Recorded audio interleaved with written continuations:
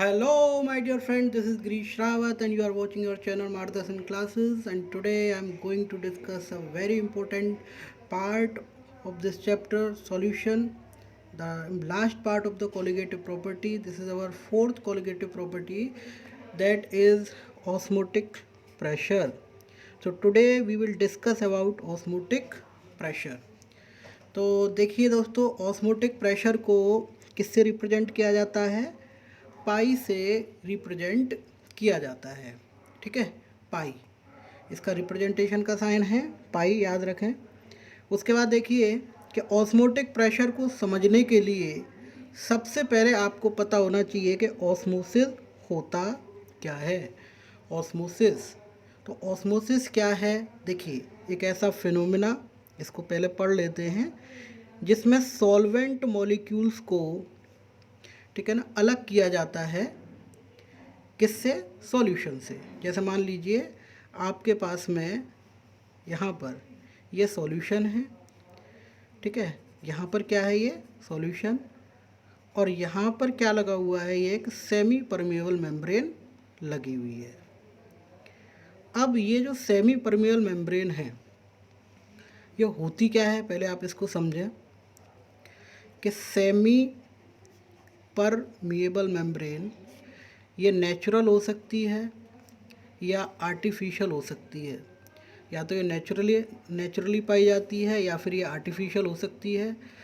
तो इसका बेनिफिट क्या होता है, इसका एडवांटेज क्या होता है इसमें, ऑस्मोसिस में, कि जब इसका इस्तेमाल किया जाता है तो इसमें क्या होते हैं? बहुत स्मॉल पोर्स होते हैं, बहुत छोटे छोटे पोर्स होते हैं, बहुत छोटे, जो सिर्फ अलाउ करते हैं इसमें से सिर्फ सॉल्वेंट पार्टिकल ही पास हो सकता है।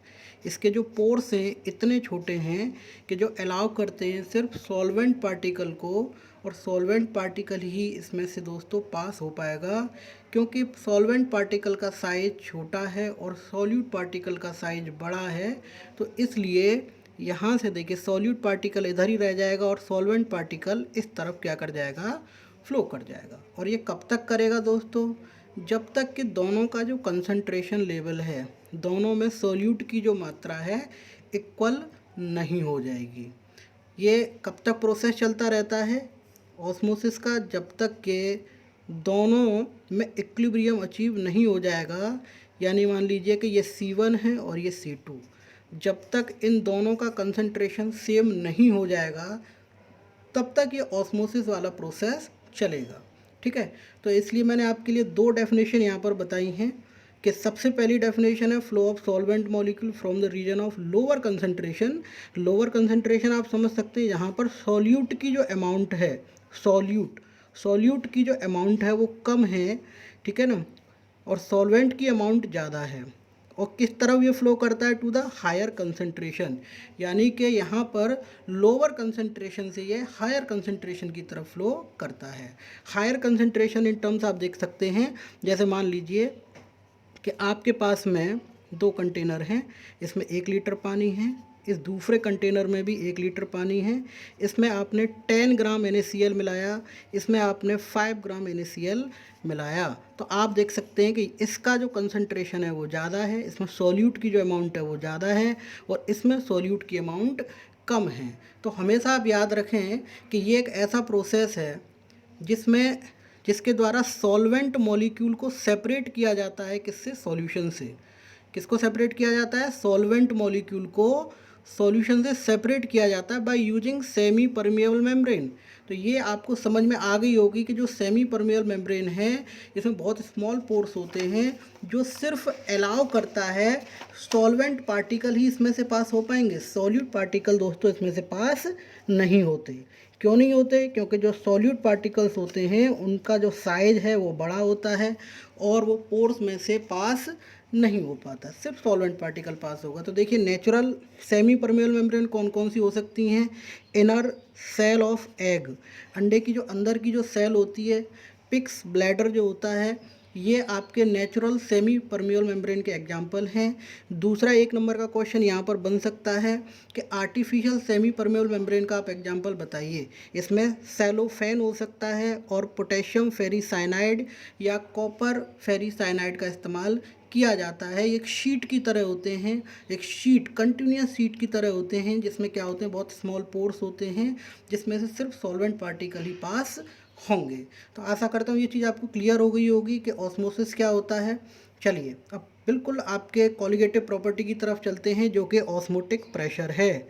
तो मैंने आपको स्टार्टिंग में बताया हुआ था कि जो ऑस्मोटिक प्रेशर है उसे किससे रिप्रेजेंट किया जाता है, पाई से रिप्रेजेंट किया जाता है। तो मान लीजिए इसको एक एग्जांपल से समझते हैं कि हमारे पास में देखिए यहाँ पर ये सॉल्यूशन भरा हुआ है और यहाँ पर वाटर है। तो देखिए एक चीज़ तो आपको क्लियर हो रही होगी कि सॉल्यूशन है, यहाँ पर वाटर है, ठीक है, ये सॉल्यूशन है और ये क्या है, वाटर। तो इसमें होता क्या है ऑस्मोटिक प्रेशर में कि सॉल्वेंट मॉलिक्यूल जो हैं, ठीक है, सॉल्वेंट मॉलिक्यूल सॉल्यूशन से पास होते हैं, ठीक है, सॉल्यूशन से जाते हैं, किसके थ्रू गुजरते हैं, सेमी परमियल मेम्ब्रेन से, और किस में जाके मिल जाते हैं, सॉल्वेंट की तरफ, ठीक है, क्योंकि सॉल्वेंट पार्टिकल ही पास हो पाएंगे, ये तो हम बेसिकली समझ चुके हैं। तो देखिए जो ऑस्मोटिक प्रेशर जो होता है वो क्या है, ये लगातार यहाँ पर पास होते रहेंगे, सॉल्यूशन में से सॉल्वेंट पार्टिकल यहाँ पर जाते रहेंगे। तो ये भी हो सकता है कि यहाँ से ये जो सॉल्वेंट पार्टिकल है वो बैक फ्लो करके, जब यहाँ से सॉल्वेंट पार्टिकल इधर जा सकते हैं तो सॉल्वेंट पार्टिकल इधर से इधर भी जा सकते हैं।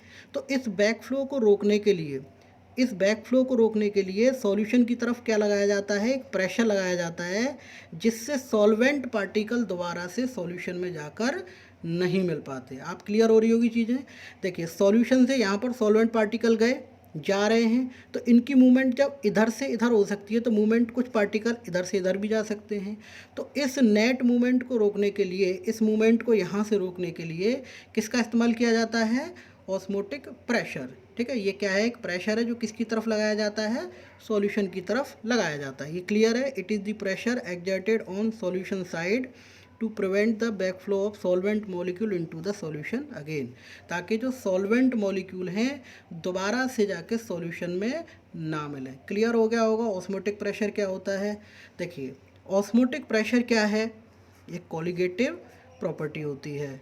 ये किस तरह से रिलेट करती है, बहुत इंपॉर्टेंट है, यहाँ से न्यूमेरिकल आ सकता है, pi equal to C R T, pi equal to C R T, ठीक है। तो सी क्या है यहाँ पर दोस्तों, सी यहाँ पर कंसंट्रेशन है, और कंसंट्रेशन क्या होता है आपका, मोलैरिटी, और मोलैरिटी क्या होती है, एन वी अपॉन, आपको पता ही है, एन बी अपॉन वी। तो पाई यहाँ पर कंसंट्रेशन की जगह आप मोलैरिटी रख सकते हैं, N B upon V, R और टी। तो पाई आप जानते हैं क्या है, यहाँ पर ऑस्मोटिक प्रेशर है, आर आप जानते हैं यहाँ पर क्या है, यूनिवर्सल गैस कांस्टेंट है, जिसकी वैल्यू ये होती है 8.314। टी क्या है दोस्तों, टेम्परेचर जो हमेशा केल्विन में लिया जाता है, एन क्या है, number of moles of solute हैं, और वी यहाँ पर दोस्तों वॉल्यूम है। तो चीज़ क्लियर हो गई होगी। ऑस्मोटिक प्रेशर क्या होता है, एक ऐसा प्रेशर जो सॉल्यूशन की तरफ लगाया जाता है, इसकी तरफ, सॉल्यूशन की तरफ, ताकि जो सॉल्वेंट पार्टिकल है दोबारा से सॉल्यूशन में ना मिले। क्लियर है। चलिए एक बहुत इंपॉर्टेंट चीज़ यहाँ पर जानेंगे, यहाँ से 1 नंबर का क्वेश्चन आने के बहुत चांसेस होते हैं, 1 मार्कर क्वेश्चन आ सकता है यहाँ से। देखिए ऑस्मोटिक प्रेशर के आधार पर सॉल्यूशन 3 तरीके के होते हैं। पहला है आइसोटोनिक, दूसरा है हाइपरटोनिक, और तीसरा है हाइपोटोनिक, ठीक है। तीनों को बहुत अच्छी तरीके से समझेंगे। सबसे पहले हम समझेंगे कि आइसोटोनिक सॉल्यूशन कौन से होते हैं। देखिए आपको नाम से क्लियर हो रहा होगा, जहाँ पर आइसो वर्ड आ जाता है ना, आइसो, आइसो का मतलब होता है सेम, ठीक है। आइसोटोनिक यानी कि ऐसे 2 सॉल्यूशन, मान लीजिए हमारे पास 2 सॉल्यूशन हैं ए और बी, ऐसे 2 सॉल्यूशन, ठीक है, हमारे पास 2 सॉल्यूशन है ए और बी, जिनका ऑस्मोटिक प्रेशर एक दूसरे के इक्वल है, जिनका ऑस्मोटिक प्रेशर एक दूसरे के इक्वल है, उन्हें हम क्या कहेंगे, आइसोटोनिक सॉल्यूशन कहेंगे। यानी कि when 2 solutions A and B have same osmotic pressure are called isotonic solution. तो इसमें कंडीशन क्या बनती है, देखिए कब दोनों सॉल्यूशन का ऑस्मोटिक प्रेशर सेम होगा। सबसे पहली कंडीशन बनेगी जब ए का मोलर कंसंट्रेशन और बी का मोलर कंसंट्रेशन बराबर होगा। Number of moles of solute left side और number of moles of solute right side, जब number of moles of solute दोनों तरफ बराबर होंगे तो उसको कहेंगे कि ये आइसोटोनिक सॉल्यूशन है, दोनों तरफ मोलर कंसंट्रेशन इनका सेम है। दोनों तरफ, ए सॉल्यूशन में भी और बी सॉल्यूशन में भी, ठीक है। ये दूसरी कंडीशन। यहाँ पर देखिए तीसरी कंडीशन क्या बनती है कि दोनों का जब मोलर कंसंट्रेशन सेम होगा तो वो एक दूसरे के साथ में इक्विलिब्रियम में होंगे। इक्विलिब्रियम का मतलब यह है कि ना इधर का सॉल्यूट या सॉल्वेंट, इधर का सॉल्वेंट इधर जाएगा, ना इधर का सॉल्वेंट इधर जाएगा। क्लियर हो रही होगी, सॉल्यूट तो जा ही नहीं सकता है, सेमी परमेबल मेम्ब्रेन लगी हुई है। तो दोनों का जब मोलर कंसंट्रेशन सेम होगा तो सॉल्वेंट का ओवरफ्लो बंद हो जाएगा। इसको क्या कहेंगे? इक्विलिब्रियम कहेंगे। कोई चेंज नहीं होगा। एग्जाम्पल के तौर पे देखते हैं कि मान लीजिए हमारी जो आरबीसीज़ हैं, रेड ब्लड सेल्स जिसको आप कहते हैं, सेल कहते हैं जिसको आप, ठीक है ना, उसका जो आरबीसीज़ की जो मात्रा है मास बाई वॉल्यूम कितनी है? 0.9% है। और इन्हें अगर प्लेस किया जाता है एक सैलाइन वाटर में, सैलाइन वाटर नमकीन पानी, ठीक है, जो आपको पेशेंट को चढ़ाया जाता है, तो इसमें भी सॉल्यूट की यानी नमक की जो मात्रा है वो कितनी होती है दोस्तों? 0.9 मास बाई वॉल्यूम होती है।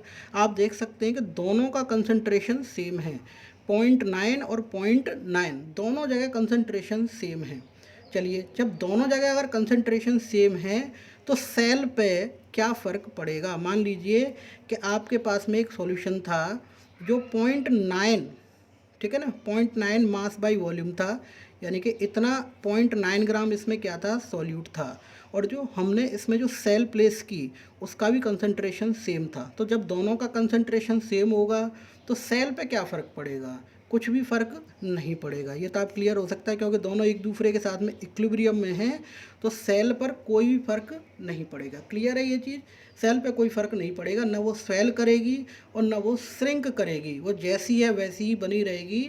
जब स्वेल और श्रिंक जब होते हैं जब कंसंट्रेशन में चेंज आता है, ठीक है।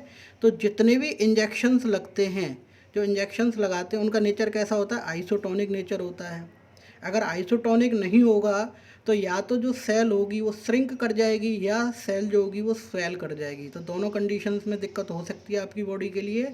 इसीलिए ये ज़रूरी है, ये क्वेश्चन आ सकता है कि why it is necessary that intravenous injection are isotonic in nature. क्यों होने चाहिए?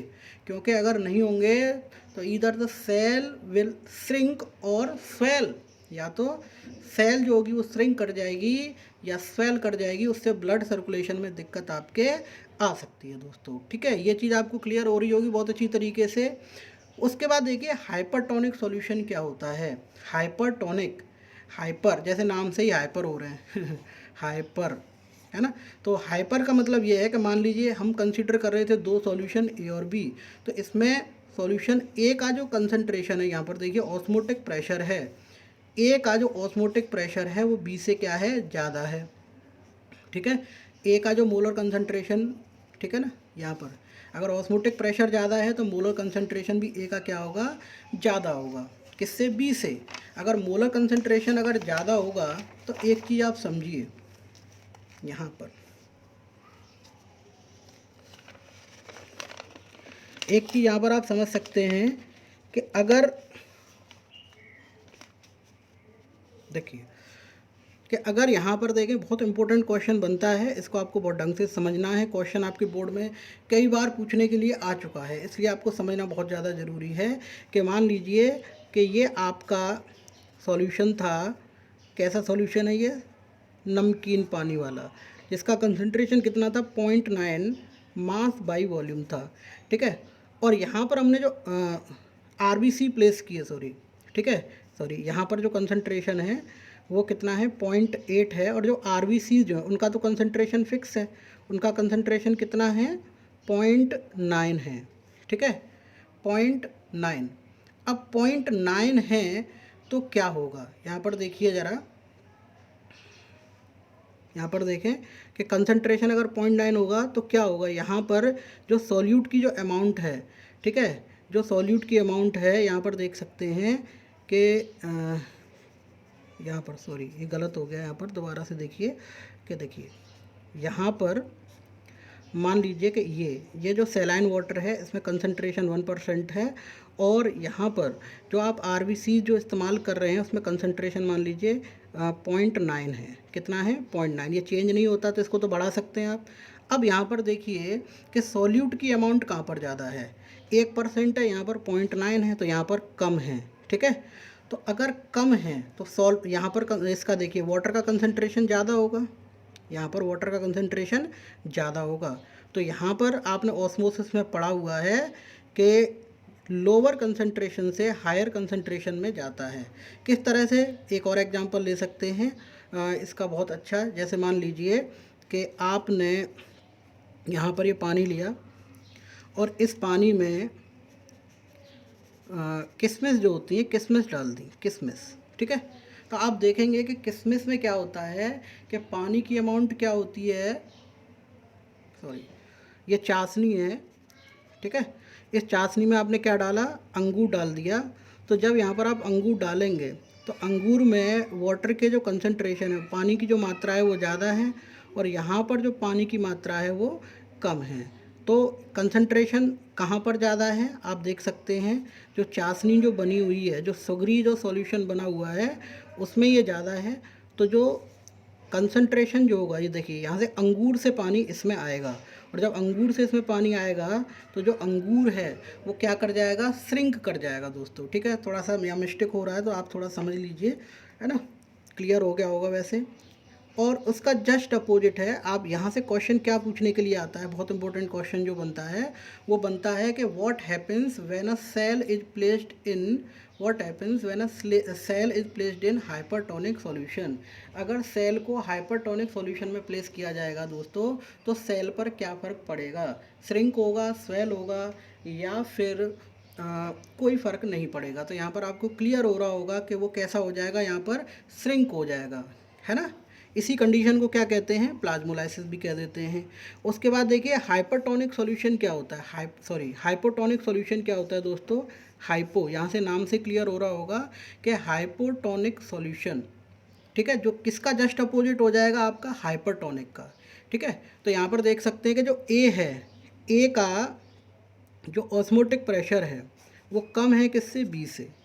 ठीक है, तो क्लियर सी बात है कि B has lower concentration then A, B का जो कंसंट्रेशन है ए से क्या हो जाएगा, कम हो जाएगा।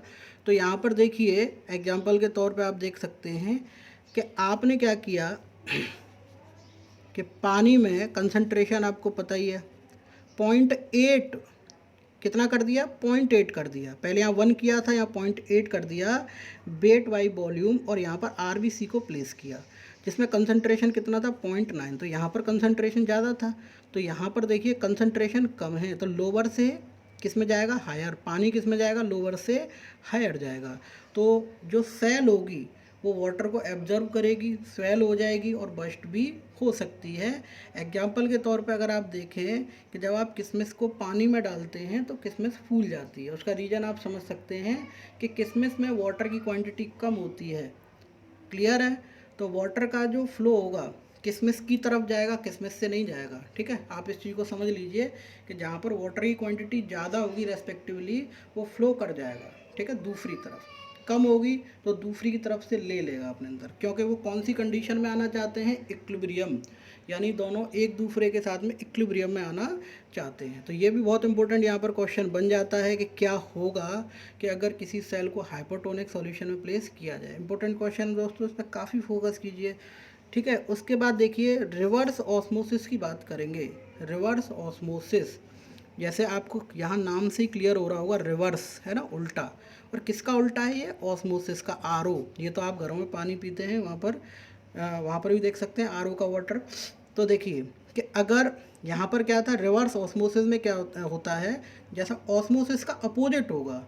ऑस्मोसिस में क्या होता था कि सॉल्वेंट मॉलिक्यूल फ्लो करते थे लोअर कंसंट्रेशन से हायर कंसंट्रेशन में, लेकिन इसमें क्या करते हैं, अपोजिट हो जाता है। इसमें सॉल्वेंट मॉलिक्यूल फ्लो करता है हायर कंसंट्रेशन से लोअर कंसंट्रेशन में, अपोजिट है। चलिए बिल्कुल बाकी सेम है इसमें, लेकिन होता क्या है, ऐसा क्यों हो जाता है ये मैं आपको बता देता हूँ कि यहाँ पर प्रेशर लगाया जाता है सॉल्यूशन की तरफ। यहाँ पर देखिए कि when the pressure applied on the solution side, when the pressure applied on the solution side is greater than osmotic pressure. ये किससे ज़्यादा होता है, ऑस्मोटिक प्रेशर से बहुत ज़्यादा प्रेशर होता है। तो इसलिए जो कंडीशन जो होती है, जो सॉल्वेंट का जो फ्लो होता है वो रिवर्स हो जाता है, वो उल्टा हो जाता है। यानी कि रिवर्स होने का मतलब आप समझ रहे हैं कि अब हायर कंसंट्रेशन से लोअर कंसंट्रेशन की तरफ जाएगा, यानी कि यहाँ पे नमकीन पानी है, आप देखिए नमकीन पानी है, ठीक है, यहाँ पर प्योर वाटर है, ठीक है। तो जब प्रेशर लगाने से क्या होगा, ये कंडीशन रिवर्स हो जाएगी, ठीक है। रिवर्स होने को क्या कहते हैं आप, रिवर्स ऑस्मोसिस कहेंगे। उसके बाद देखिए डीसैलिनेशन। तो डीसैलिनेशन क्या होता है, आप यहाँ पर देख सकते हैं, बिल्कुल यही प्रोसेस है ऊपर वाला, कि removal of pure water from saline water, ठीक है। नमकीन पानी में से प्योर वाटर को अलग करने की जो प्रोसेस है उसको डीसैलिनेशन कहते हैं। दोस्तों, आपको ये लेक्चर समझ में आया हो तो चैनल को सब्सक्राइब करें, कमेंट करें, लाइक करें।